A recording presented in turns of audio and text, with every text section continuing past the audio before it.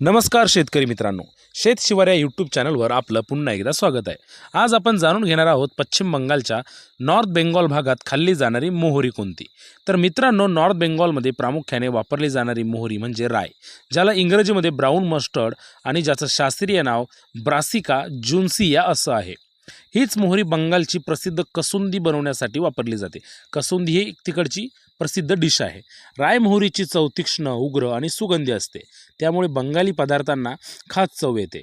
मासे, भाज्या, लोणची आणि चटण्यांमध्ये या मोहरीचा मोठ्या प्रमाणात वापर केला जातो। नॉर्थ बेंगॉलमध्ये या मोहरीचे दोन प्रकार वाढतात। पहिली बिया असणारी, ज्या तेल काढण्यासाठी, फोडणीसाठी आणि कसुंदी तयार करण्यासाठी वापरतात। तर दुसरी पाने असणारी, म्हणजे ज्याच्या पानांपासून शाकभाजी तयार केली जाते, ज्याला तिकडे राय शाक म्हणतात। ही पानं भाजी म्हणून तिथे खूप लोकप्रिय आहेत। लागवडीबद्दल बोलायचं झालं तर राय मोहरी रब्बी हंगामात घेतली जाते। थंड व कोरडं हवामान या पिकाला मानवतं। कमी पाण्यातही हे पीक चांगलं येतं आणि तेलाचं प्रमाण जास्त असल्यामुळे शेतकऱ्यांना चांगला भावसुद्धा मिळतो। म्हणजेच मित्रांनो, नॉर्थ बेंगॉलच्या खाद्य संस्कृतीचा आत्मा असलेली मोहरी म्हणजे राय, ब्रासिका जुन्सिया।